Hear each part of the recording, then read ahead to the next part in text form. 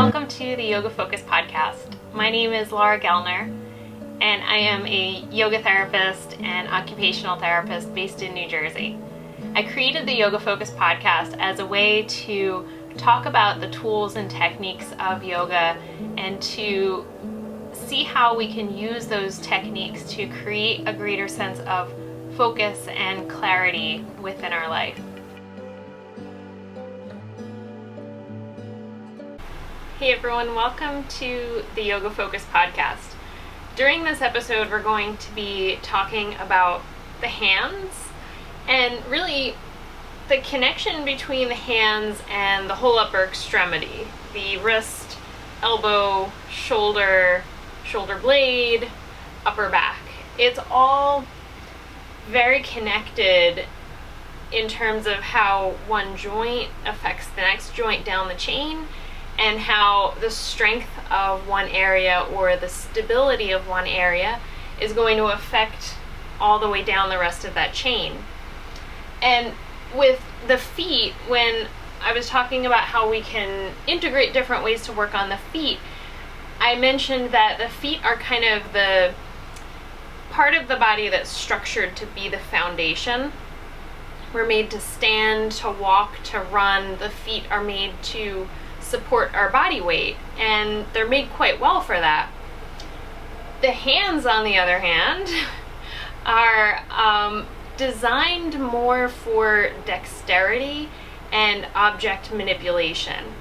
They are not specifically designed as a really strong weight-bearing structure the way that the feet and the legs are. So where this becomes an interesting topic or a possible source of problems is when we use the hands as the foundation, and we do that very frequently in yoga. It is one of the things that makes yoga as a movement system rather unique. The fact that we do so much weight bearing on our hands and on our upper body. And it's not to say that that's a bad thing. I actually think it's a really good thing that we use our arms in that way, because if you think about the things that you do during your normal day, most of the time we don't put any weight on our arms. You might push yourself to stand up from a chair or lean on something, but it's really very seldom in the course of a regular day that you would use your arms for weight bearing. Maybe if you were doing something on the floor, like playing with a baby, and then you went to stand up, you would push with your arm to get yourself up away from the floor. But outside of the context of doing a specific movement practice like yoga or exercises like push-ups or something like that, most of us don't get a lot of weight bearing through the arms in just day-to-day life. Where that starts to become the root of an issue for some people is when you jump into a yoga class and you've heard that yoga is this great movement practice, that it's very gentle, that it heals injuries and all sorts of things like that, right? That is the kind of information that's out there to the general public. And you'll even have doctors sometimes who will say, oh, you have this condition, I think you should try yoga.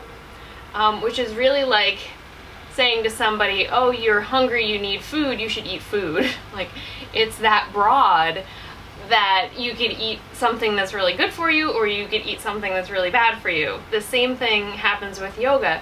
There's such a huge spectrum just within the physical practice that you could walk into a class that is a restorative or a yin class where you're relatively still, there's not a lot of strain or movement on the body, all the way up to a hot power vinyasa class where you are moving every second of that class and doing really advanced movements that a normal person's body would not be conditioned to jump right into if they haven't been doing yoga for a considerable amount of time.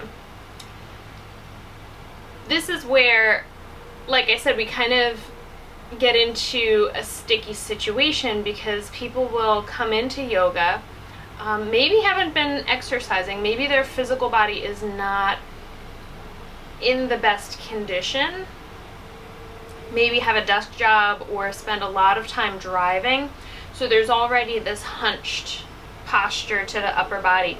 The upper back is weak and stretched out, the chest muscles are tight, the head is forward, and there's not a lot of strength down the chain of the arm. So we take that person and they walk into an open yoga class, and depending on that class, there might be chaturangas, there might be extended holds in downward facing dog, there might be a lot of front planks or side planks, and these are relatively strenuous movements for the upper body. And if you haven't put in months or sometimes years of work to condition the upper extremity to be good at weight bearing, to have enough stability to support the weight of the body, that can start to lead you down the path of injury. It's one of the reasons why shoulder injuries are rather prevalent in the yoga community, why wrist pain is another thing that is quite prevalent in the yoga community. These are two of the joints that will take a lot of the strain if we haven't put in the foundation prep work to make the body, the upper body, ready for weight bearing. So if we look at the anatomy of the upper extremity, it mirrors the lower extremity, which I always thought was so neat. There's a ball and socket joint, there's a hinge joint, there's this rather unusual joint with a bunch of small bones, just like our ankle, a bunch of those tarsal bones. In the wrist we have a whole bunch of carpal bones, and then we have the long bones in the hand, just like the long bones in the foot, and then the phalanges. And the anatomy teachers were kind to us because we get to call both fingers and toes phalanges. But there's some little differences between the upper extremity and the lower extremity based on the structure dictating the function that it's good at. The lower body is more stable. We still have a pretty good range of motion at our hips. If your hips are healthy, you still have a pretty good range of motion there at that ball and socket joint, but it's still not as much as the shoulder, because the shoulder is made for us to be able to do these big long reaches to grab things that are far away from us, and to throw things. We need a lot of range of motion in our arms. When you have a huge range of available motion at a joint, it's usually sacrificing a bit of stability, at least within the joint structure. If you look at the structure of the shoulder, the glenoid fossa, which is the socket for the shoulder joint that is on the shoulder blade, it's really quite shallow. So that shallowness of the joint means that the humerus can move in a huge range of motion, which gives us a great advantage to reach and grab and throw. But it's not as stable as our hip joint, where our hip joint is this ball and socket joint that's a bit deeper. There's a little bit more bone-on-bone contact in between there to create more stability, to transfer force more effectively, and our shoulder doesn't have that. So does it mean that we shouldn't bear weight on our arms? No. It means that we have to put more prep work in before it's safe for us to bear weight on our arms without getting a repetitive strain injury. I know for me, when I first started practicing yoga when I was in college, within, I guess, the first maybe 2 to 3 years of practicing, I started to have quite significant pain in my wrist, where it got to the point I couldn't do up dog and I couldn't really hold down dog very long. I definitely couldn't do handstands. Those were out of the question. And I was really thinking about giving up my yoga practice altogether because I couldn't get rid of this wrist pain. And now looking back at it, I know I was in college and I had a pretty heavy workload. I was doing a lot of studying, a lot of hunching over a desk, a lot of typing, and I was not doing a really consistent strength training program or really any other exercise outside of yoga. That was kind of the time in my life where I jumped really heavy into yoga. I think once in a while in college I would go and do some weights, but historically, I know that I tend to do more lower body strengthening because my lower body is stronger and I enjoy doing that more. My upper body has always been a little bit weaker, so I would avoid that because I didn't like doing it as much. It didn't feel as accomplished when I would do upper body work because I couldn't lift heavy weights or do a lot of those exercises very well. Little did I know at that point that that was really what I needed. My upper body was super weak, and I had thrown myself into a practice that was demanding a lot from my upper body. We were doing a lot of arm balancing and planks and a lot of chaturangas, and up dog was one of the ones that really bothered my wrist.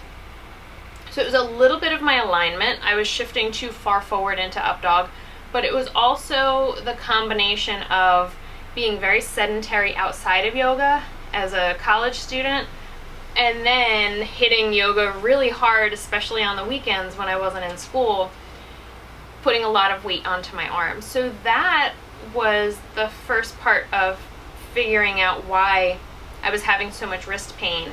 I also ended up changing to a different mat. I upgraded to, I had like a very cheap plastic mat that I had gotten at, I don't know, anywhere. And I upgraded to a nice mat because I knew I was going to do teacher training. So I was like, if I'm not going to quit yoga, that was when I decided to become a teacher and figure out what was going on. And that was when I ended up getting a nicer rubber mat that had better grip. And I felt more stable with that. I think that helped a bit with my wrist, but I also started to modify a lot of poses at that point because I couldn't do the full transitional vinyasa without having pain. So fast forward a few years later, when I was done with school and I was working as a therapist, and one of my first jobs, I worked at an inpatient therapy clinic, which involved a lot of lifting people because the people that I was working with were post-surgical or very deconditioned. They were elderly, and most of the time they needed help either standing up or getting out of bed. They needed a lot of physical assistance from me, so I spent quite a bit of my time picking people up, holding people, doing transfers, and pushing wheelchairs. Lots of time pushing people to and from the therapy gym in wheelchairs.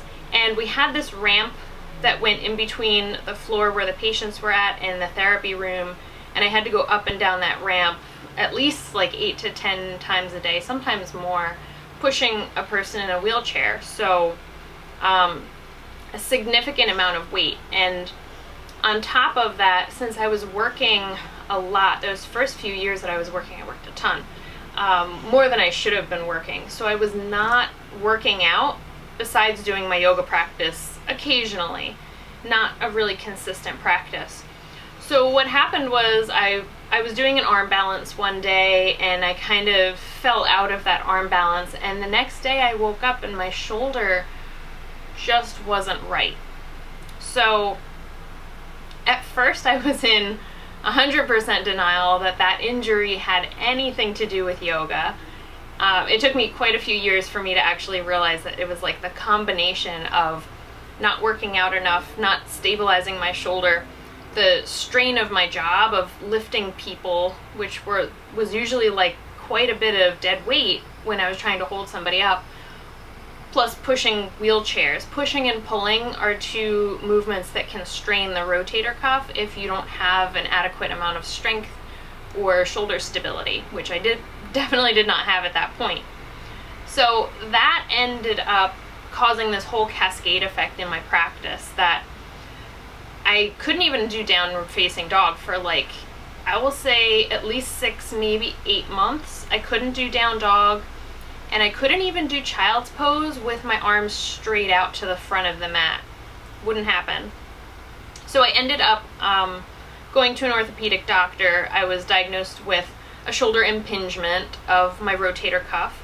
I had a calcium deposit at that point, which meant that that was not just a one-time injury at that point. It was something that had been cumulative. It was something that was being rubbed and pressed for quite a long period of time, and that ended up causing that calcium deposit. My body was trying to protect the tendon of my rotator cuff, which ended up causing more pain down the arm. So I went to physical therapy. I was a little bit cranky about that because I was working as a therapist during the day and I would have to get up super early and go to therapy in the morning before I went to work. So it was like an extra time in a therapy clinic, which at that point I didn't really want. But fast forwarding in the story, that ended up getting me a job at that clinic later on down the line. But at that time, I went through the therapy, I did a full rotator cuff strengthening program, and ended up kind of getting to a point where I was sort of managing my shoulder, but still had to do a pretty modified practice. I was never able to go back to that strong vinyasa practice with lots and lots of weight bearing in the arms, lots of chaturangas. It wasn't until several years later, I would say right now within the past like 2 to 3 years, that I got back into weight training more consistently, doing a lot of pulling movements, like pull-up kind of movements. I can't do a full pull-up yet, but creating some strength around my shoulder blades, around my upper back, doing a very specific rotator cuff strengthening program on a regular basis. And now I know that when I do weight training in addition to my yoga practice, that's when my body feels the best overall, but especially wrist, hand, shoulder. It's really essential. If I start to slack on my weight training program and going to the gym, I will, within a couple of weeks, start to notice aches and pains creeping back in, and then I'll feel like I won't be able to hold certain poses for as long, or maybe even like downward facing dog. My shoulder will start to hurt again. So that's my body giving me the reminder that I have to create strength in the upper body if I want to be able to do all of these poses that I really enjoy doing in yoga. So I think the take-home message here is that the upper body is not necessarily structured perfectly to be a weight-bearing structure, but it can be really good at weight bearing as long as we do the prep work. And that takes patience for sure, because it's something that has to be built up over a longer period of time. And it's also going to be something that has a little bit of individual variation from person to person, right? So I know Patrick has really strong arms. He can just like do a handstand because that's what he can do, even if he hasn't been practicing it. I would have to work for 3 years if I wanted to be able to do a handstand. It's just different body structures because he has a lot more upper body strength than I do naturally. So that's something to take into consideration with your students. Some people are going to need a lot more prep work to make the upper body safe for weight bearing than other students. So let's talk a little bit more specifically about the hand, because the hand is the point of contact most often with the mat.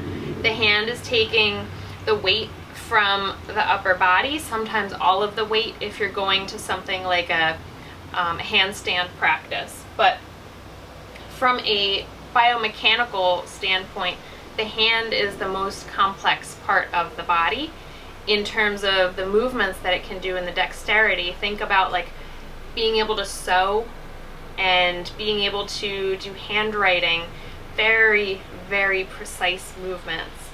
And the reason that we're able to do those precise movements is because we have 27 bones that make up this little tiny area. So these bones are not big.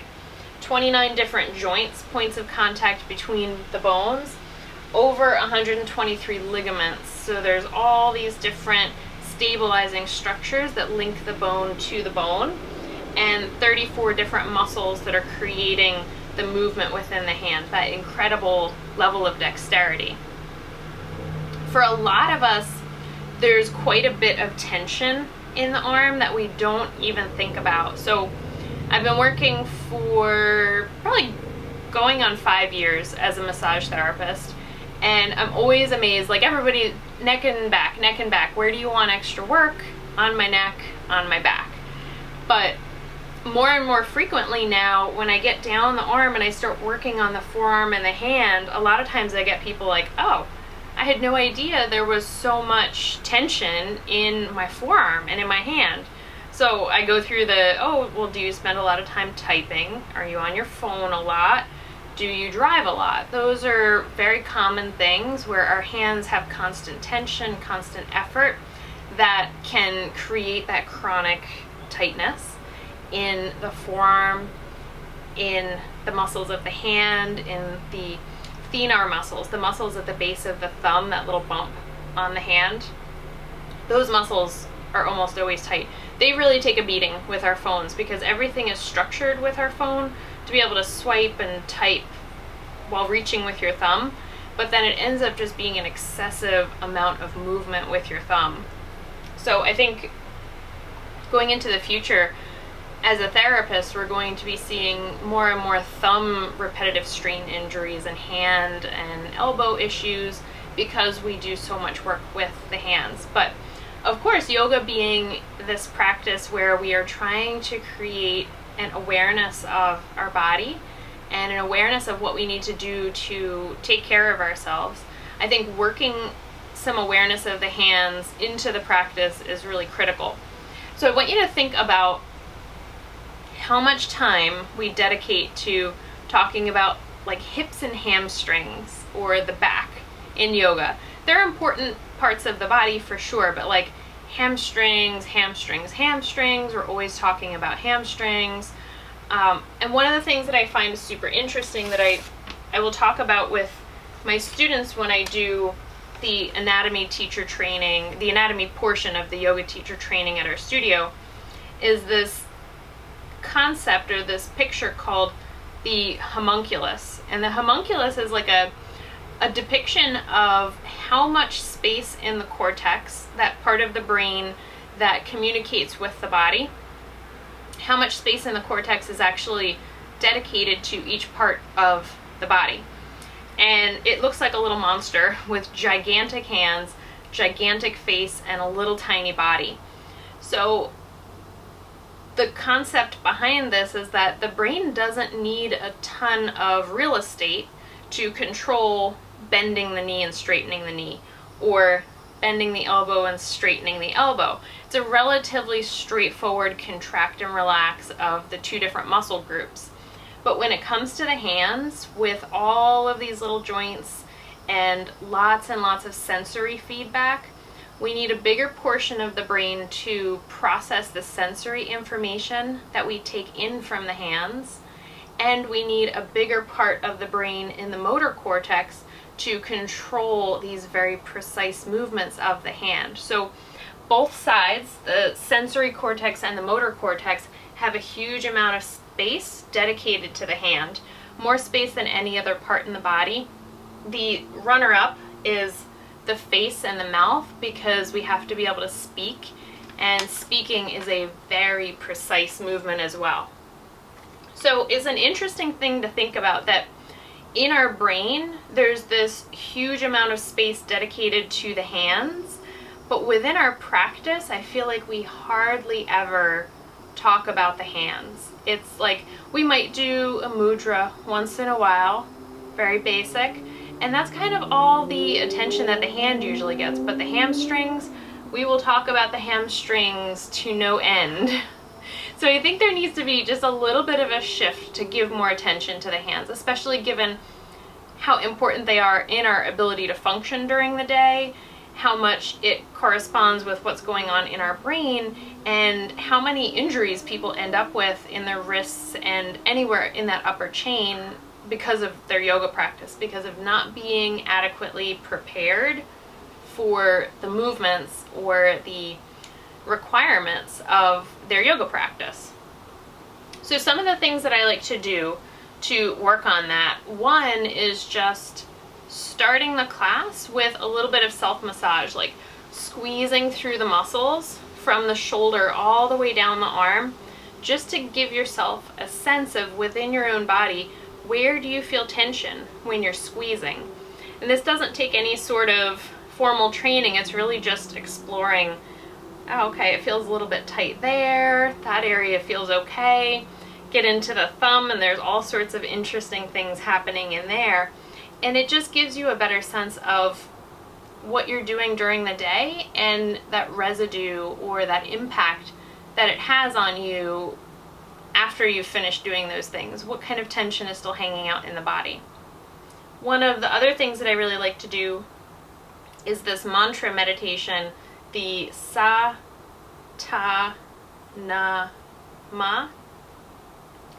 For each of those sounds, the thumb taps one of the fingers, so it becomes a sound and a chant, but also this very precise, slow, concentrated, fine motor movement with the hands, which I find to be very effective at increasing your focus and your concentration, of just pulling your attention into that moment to really feel what comes together from using the chant and doing the movement, getting your breath involved in that. It's a lot of things going together to make that happen. Of course, sometimes I like to do just basic stretching, wrist stretching, Redford is stretching, wrist stretching both ways and things like that. But I think what we actually need more of is strengthening. And this is where you have to be really careful in yoga, because I see a lot of things out there that say for wrist pain or to strengthen your wrists, and it's actually just stretching. It's like a ton of pushing your hands into the mat really hard each way, very aggressive stretching for the wrists, which most of the time is not what you need if you have pain or tension in the wrist or in the forearm or in the hand.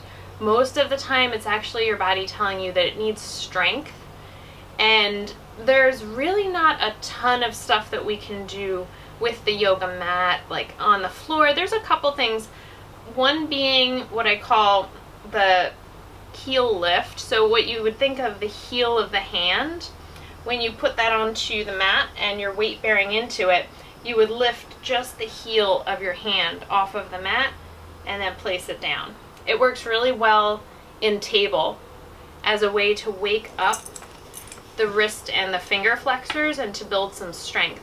And I like to do that right before you transition from table up into downward facing dog, because down dog is one of those places where I think people tend to dump into their wrists if their arms aren't strong enough to hold the body. There's a lot of pressure going into the wrist, and doing that little heel lift just before you go into down dog can create this sense of lightness and lift that you're not dumping into the wrist. So that combination is helpful. I also like to do some little breath related movements in child's pose. So you have your students in child's pose, their hands are out in front on the mat, and you can inhale, lift the fingers up to the ceiling, exhale, let the palm come back onto the mat. It's like the tiniest vinyasa just for your wrist, and it will wake up those wrist extensors because you're actively lifting against gravity. It's not a tremendously strengthening movement, but it is something to help build a better mind to muscle connection for those forearm muscles that actually create the wrist movement. If you want to go a little bit more precise with that, you can do one breath for each finger. So I would inhale, lift the thumb off the mat, exhale, place it down, inhale, index finger up, exhale, place it down, inhale, middle finger, exhale, down, inhale, ring finger, that's the hard one, exhale that down, and last one is the pinky. Inhale it up and exhale it down.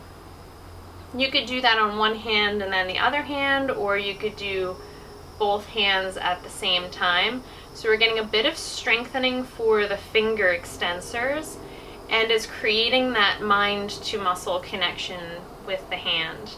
The only thing that actually helped me to get rid of tennis elbow was doing eccentric loading. So I twist the bar, I put my arms out, and then very slowly release that tension. So it was creating more control in my wrist extensors, and that was how I eventually got rid of tennis elbow. And that's something that I have to do continuously because I work with my hands so much at my day job. I always have to keep strengthening those muscles, because if I don't keep the strength up and I try to do that work, it ends up turning into strain because I haven't done the prep to make my hands capable of doing that level of work. So the flex bar is great. I think everybody who does yoga and wants to make sure that their wrists are strong and that they're prepped for like arm balances and handstands, or even just downward facing dog, I think that the flex bar is something that you should have. I usually either take it with me when I go to work out and I'll do it in between other things as like a rest period, or I'll leave it next to my couch and I'll just play with it a little bit at the end of the day. Or I have one at work, so I'll do it at lunch if I have a couple minutes. The second thing that if you really want to build up strength in the hands, and this is not a yoga related thing, but it's a therapy related thing, is hand putty. And if you go online, you can look up hand therapy putty. It comes in different colors, just like the flex bar. The different colors show different levels of resistance. And you just play with the putty. You squeeze it, you move it around in different directions. I'm gonna go get mine so you can see it. Okay, so here's, if you're watching the video, here's the therapy putty. And I have purple right now. The purple is,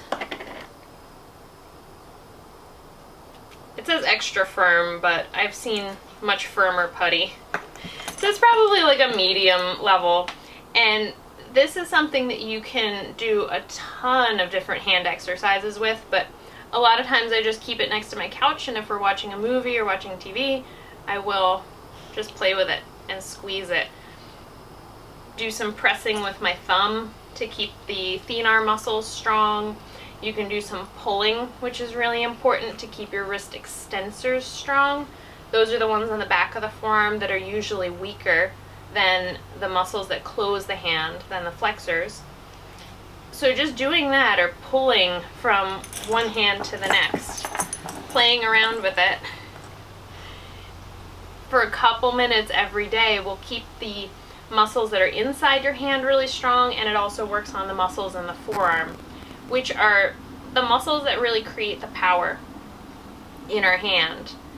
So that's hand putty, and this is the flex bar. I have red, but I feel like I could probably do a stronger one now because I've had red for a little while. Not you. I'll keep this red. So the exercise that I do is I pull toward wrist extension, I press my arms out, and then I very slowly move toward wrist flexion. So it's an eccentric loading. It's loading my wrist extensors as they slowly lengthen.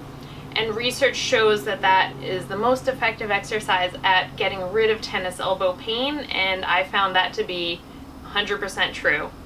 So those two things I think are really important, like cross-training tools for the hands. There's a couple things that you can do with the things that we have within a yoga practice. If you have a towel, you can do some twisting type movements holding a towel, or you can take the end of your yoga blanket, roll that up, do some squeezing, do some twisting, do some side to side movements with the wrist. You can use your yoga blanket as a prop to move the hands in a few different directions to give a little bit of resistance. That's what we're looking for, is some resistance to build up strength in the four sides of the wrist. The top of the wrist, bottom of the wrist, but also the sides, to create more stability. So when we work on the hand like that, when you're placing your hand onto the mat, I call it kind of a dead fish hand, where you take your hand and you just like slap it onto the mat, and then you put your body weight on top of that, and your poor hand is just like being squished. There's a much more dynamic way to let your hand interact with the mat, or a lot of times I'll practice this at the wall because it's easier on the wall when you don't have your full body weight on the hand. You get a little bit more playing room. So what it looks like is a little bit of grip with your fingertips, And I say a little bit because I don't want you like white knuckling and squeezing the mat for dear life. I just want a little bit of bend at the fingertips so that the muscles in the hand and in the forearm, there goes Redford, are active when you're actually bearing weight in the arm. If you look at people who are in handstands and crow, a lot of times you'll see this really well in crow. You'll notice that people who have been practicing those arm balances for a really long time, they don't have the dead fish hand. They didn't just slap their hand onto the mat. There's this very dynamic relationship between the hand, the fingers, and the mat. So it's using all of the intrinsic hand muscles, the muscles that are inside the long bones or in between the long bones of the hand, the forearm muscles. Everything is really strong all the way up the chain, all the way up to the shoulder blade and the upper back. Everything is involved in supporting the body weight, and the hand is such an important part of that. So beyond that little bit of grip with the fingers, there's another hand position that I like to use that helps with the arches of the hand. It reinforces the arches of the hand. When we were talking about the foot,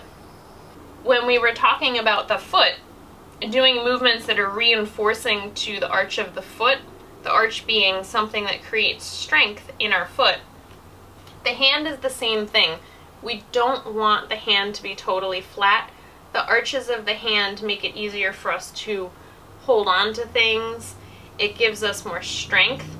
I like to think of the hand like a frog. If you've ever seen a frog's hand on glass, they have little suction cups on their fingers, and then it's kind of this suction cup in the palm. And that's what I think of when the hand is on the mat. The fingers are creating a dynamic relationship into the mat. The palm of the hand is lifted slightly, so there's that suction cupping kind of enhancing the arch of the hand. The other movement that I like to do, I call it either a tented hand or a spider hand, which is not so much a position that I use for weight bearing. It's more in child's pose when the arm is out toward the front of the mat. Instead of the hand sitting flat, you lift the palm up and it's just the fingertips on the mat. You have this very strong lift up through the arch of the hand. The other way that I like to work on the arches of the hand is with this lotus mudra. And I'll often do a vinyasa where we inhale and open up, exhale, and close the fingers into prayer. But it's just opening, keeping the heels of the hands together, opening the fingers, pinky to pinky, thumb to thumb. All of the other fingers are opening really wide, and you get this great arch in the center of the palm. It's also a good way to add in some extra attention to the hands in your practice. Anytime you come through mountain pose, anytime you're holding a lunge, you can add in a few of those, opening the hand into that lotus shape. So, I hope that's given you a better understanding of why we get repetitive strain injuries in the upper body so frequently in yoga, how you can make sure that you don't get that your students don't get that we're building up the foundational strength that we need for the whole chain to function properly, and to have the patience to let that process happen, because it can take quite a bit of time.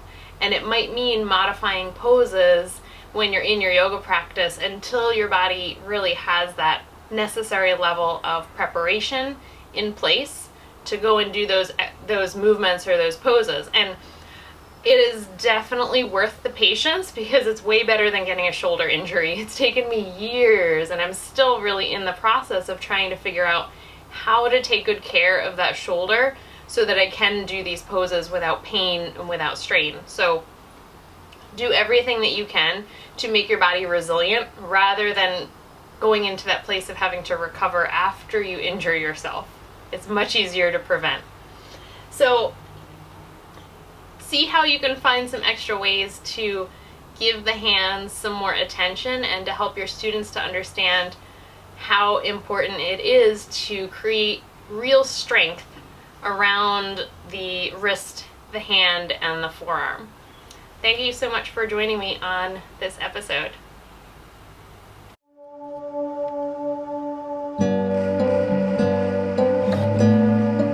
Thank you so much for joining me in this episode of the Yoga Focus podcast.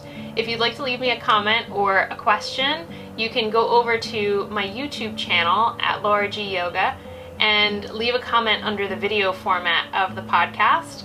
Or you can go onto my Instagram, which is also at LauraGyoga, and leave me a question or send me a direct message on there. If you want to ask a question for a future podcast topic, go over to the Anchor app on your phone and you'll have an option on there to send me a voice message and you might be featured in a future episode.